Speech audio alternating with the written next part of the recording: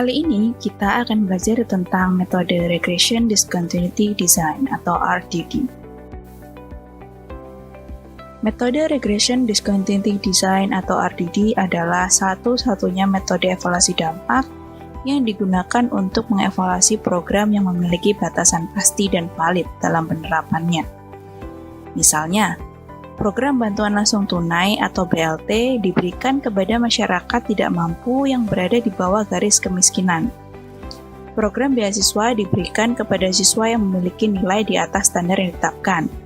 Atau, program pensiun adalah hak untuk orang-orang yang di atas usia tertentu. Metode ini diklaim sebagai metode yang dapat memberikan hasil paling valid di antara keempat metode lainnya. Sama seperti metode evaluasi dampak lainnya, konsep dasar RDD adalah membandingkan outcomes antara kelompok yang mendapat program dan kelompok yang tidak mendapatkan program atau intervensi. Dan asumsi dasarnya, tentu yang pertama adalah tentang tren yang kontinu serta karakteristik individu yang mirip. Jika diilustrasikan, apabila tidak ada program, diasumsikan bahwa tren outcomes akan linear seperti pada gambar A. Setelah adanya program, trennya berubah menjadi ada patahan atau discontinuity yang berada tepat di atas dan di bawah batasan atau cut-off seperti pada gambar B. Maksudnya adalah program tersebut membuat outcome untuk kelompok terdampak lebih tinggi daripada kelompok kontrol. Maka, selisih outcome antara kelompok terdampak dan tidak terdampak atau kelompok kontrol adalah dampak dari program yang dievaluasi. Metode RDD relatif lebih rigid daripada metode kuasi eksperimental yang lain. Untuk menggunakan RDD sebagai alat analisis evaluasi dampak, perlu dipastikan bahwa terdapat exposure atau penerapan kebijakan maupun program yang memiliki indikator yang bersifat kontinu dan memiliki batasan tertentu sebagai standar implementasi. Hal ini disebut sebagai cut-off.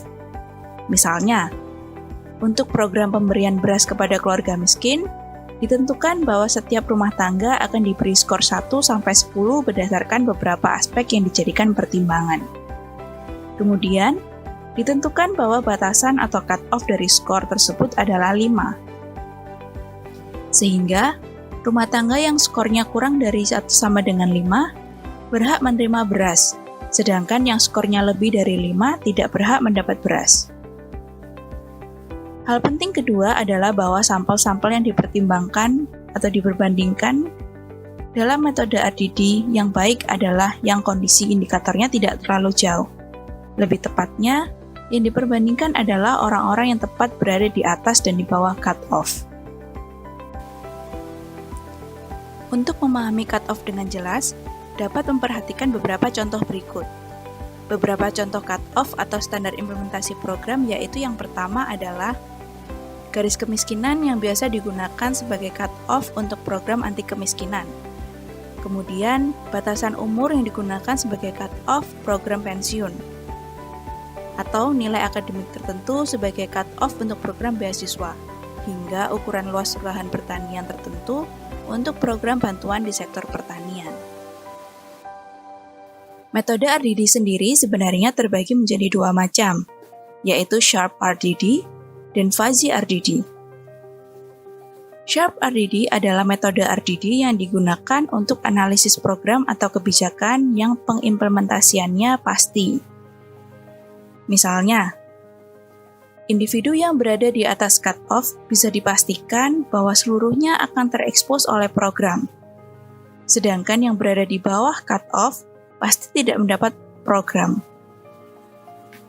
Sedangkan Fuzzy RDD digunakan untuk mengevaluasi kebijakan atau program yang pengimplementasiannya berdasarkan kemungkinan atau probabilistik. Sehingga keduanya adalah metode yang berbeda. Contoh aplikasi RDD pada program pemberian beasiswa untuk meningkatkan capaian belajar atau prestasi siswa.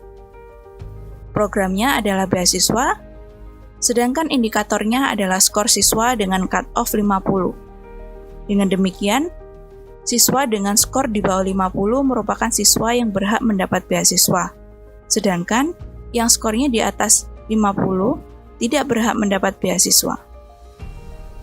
Lalu pertanyaannya, kapan kita bisa menggunakan RDD dan kapan kita perlu menggunakan metode kuasi eksperimental yang lainnya?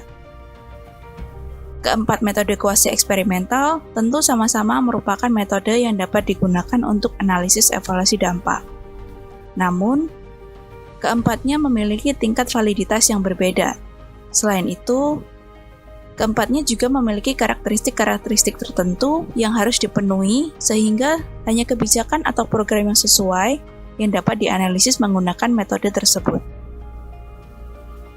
Matriks ini menyederhanakan gambaran untuk memilih metode evaluasi dampak yang sesuai untuk menganalisis sebuah program atau kebijakan, di mana RDD menjadi metode yang sesuai jika digunakan untuk menganalisis kebijakan atau program yang sifatnya spesifik maupun bebas, tetapi dengan catatan bahwa kebijakan atau program tersebut memiliki syarat implementasi dan cut-off yang jelas.